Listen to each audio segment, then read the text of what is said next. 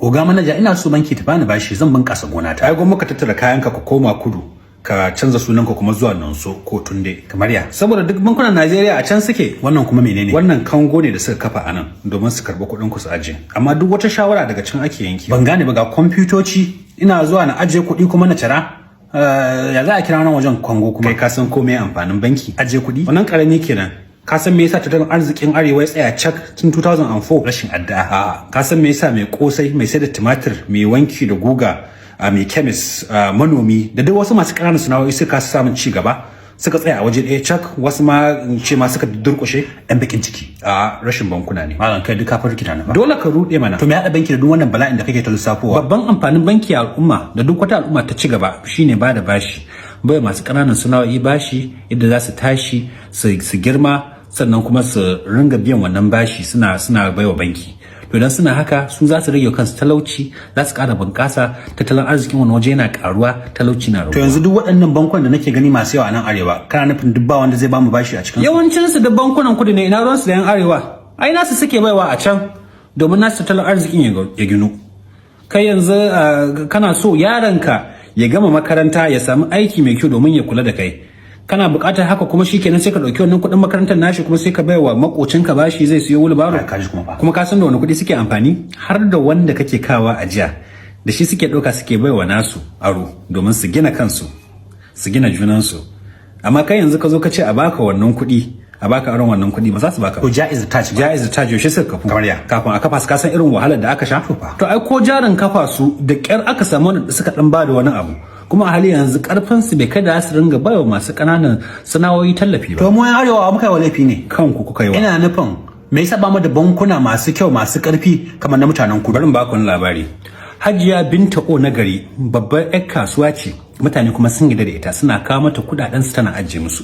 Da ci gaban na ta kai ci gaba sai ta ce to me zai hana ta ringa daukar wasu yan kudade tana taimakawa waɗannan makota nata tana ba su bashi saboda su makotan suna cikin talauci.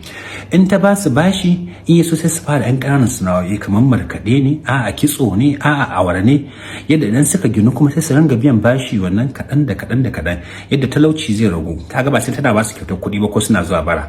Kaga idan ta taimaka musu tattalin arzikin su zai ginu, na al'umma baki ɗaya ta ginu, ita kanta ai Hajiya Binta ta ji daɗi ko ba haka ba? Wannan ai Hajiya alheri. A lokacin da take bayarwa kenan amma kuma daga baya akin biya suka yi.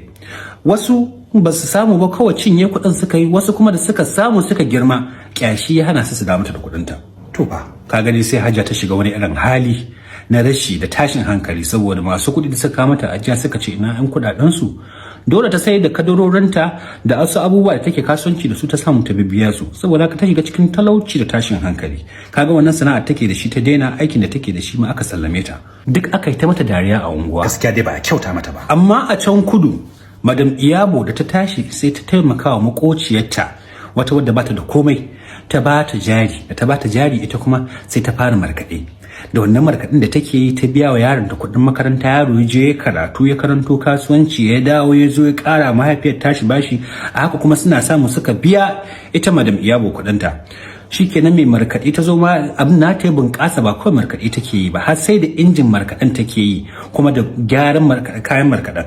To wannan abin ya faranta wa ita wadda ta bada bashi Madam Iyabo saboda haka sai ta ringa rarraba wa 'yan unguwarsu bashi su ma domin su samu su bunƙasa. Talauci ya ragu saboda haka sai in ka shiga unguwa kaga layin ma kaga gidaje da abubuwa da suke da shi kawai saboda mutum ɗaya ya fara bada bashi gashi nan kowa ya samu ya ci gaba. To Madam Adawola ita ma da ta ji abin da ya faru da ta gani abin da Madam Iyabo ta yi ita ma sai ta fara irin wannan a unguwarsu duk suka samu ci gaba. Amma da suka ji labarin abin da ya samu Hajiya Binta sai suka ce duk wanda ya zo daga unguwarsa Hajiya Binta ba za a bashi ba, kuma in za su je unguwarsa Hajiya Binta ba wanda zai tambaye su wannan bashin kuɗi su bayar. Ka fahimci wannan labarin? Na fahimta. Wato dai duk talaucin da 'yan unguwarsa Hajiya Binta suka shiga laifinsu ne. Babu shakka Hajiya Binta ita ce bankin Arewa, sannan kuma Madam Iyabo da Madam Adawola su ne bankunan kudu. Ina da lafiya yanzu ko da Hajiya Binta ta ƙara zama attajira duk kuɗin da take da shi da arzikin ta zo ta samu kana ganin za ta koma ba wa 'yan unguwansu bashi?